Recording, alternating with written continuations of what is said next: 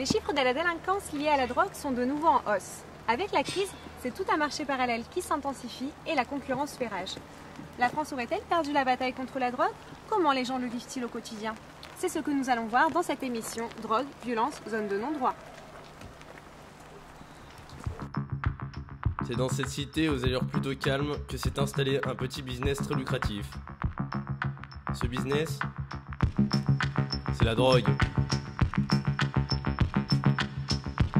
Implanté en plein cœur du campus universitaire toulonnais, on voit s'intensifier les petits trafics en tout genre, et cela aux dépens de la population locale. Nous avons pu être présents lors d'une patrouille de routine en caméra embarquée en début de soirée. Ça y est, on arrive dans la cité. Quartier très sensible.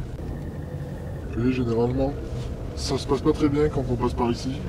Faites attention avec la caméra, qui ne voyait pas. Et il faut plus qu'ils évitent d'avoir la caméra. Ah, attention, je vois 3 individus là. Attention.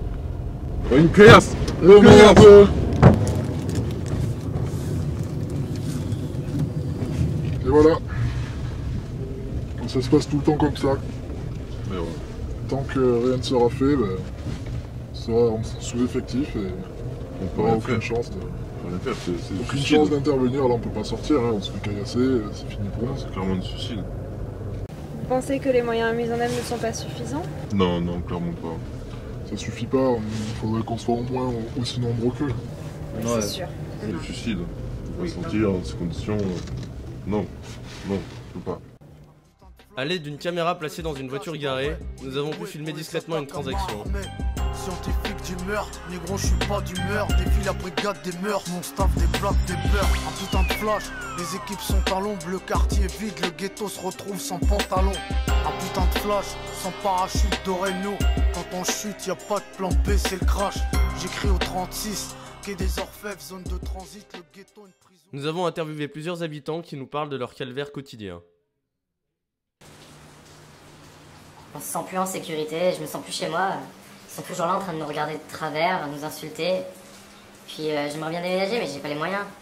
Et j'ai peur. Peur de quoi? J'ai peur pour moi, j'ai peur pour ma famille, pour mes gosses. Et la police ne les dérange jamais? Ils viennent, mais ça se calme pendant 1 ou 2 jours et puis ils reviennent. Vous savez, les flics ils sont pas toujours là. Hein.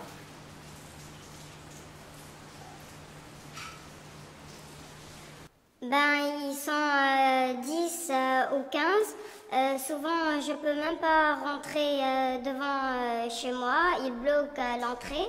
Et puis, vous croyez que cette drogue, c'est bien pour les enfants?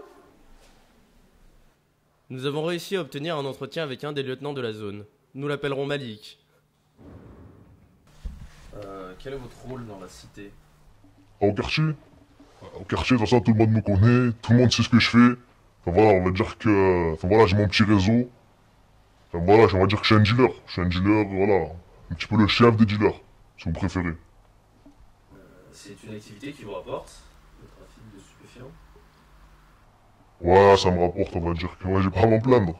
Genre voilà, toi tu gagnes combien? 1500, 2000 euros par mois? Moi, ça, je le fais en une journée. Ça, voilà, ça me suffit pas par mois, on va dire. Donc je fais ce que je peux pour être bien sapé, tout ça. Crever des meufs, tout ça, voilà, quoi. C'est une activité dangereuse que vous menez. Ça vous arrive de porter des armes sur vous? Ouais, de toute façon, le taf que je fais, voilà, tout le monde fait, il y en a beaucoup qui veulent avoir ma peau dans cette cité. Vu que je suis le chef, voilà, tout le monde veut me descendre pour avoir le réseau. Et voilà, je suis toujours avec une arme, elle est toujours là, voilà, comme je la montre là, tu vas voir. Enfin, voilà, quoi. Après, j'ai aussi mon petit stock d'armes à la maison, en cas où il y a une bavure, vous inquiétez pas qu'il y aura plus de morts chez l'adversaire. Voilà. Après quelques minutes de négociation, Malik a bien voulu nous montrer sa planque d'armes, mais cela à l'abri de notre caméra. Et effectivement, sa cave débordait bien d'armes en tout genre. Fusils à pompe, pistolets de gros calibre, armes de guerre. C'est un véritable arsenal.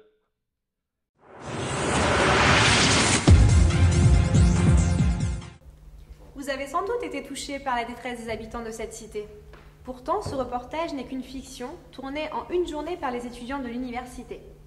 La manipulation de l'image est pratique courante chez les médias. Analyser, critiquer, juger, rester éveillé.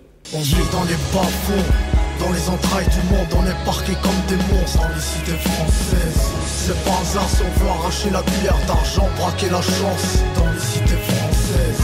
Imagine Marianne porter le foulard des blancs pauvres, c'est la Roumanie dans les cités françaises. C'est crime, drogue et sexe jusqu'à la victoire, l'ambiance est machiavélique dans les cités françaises.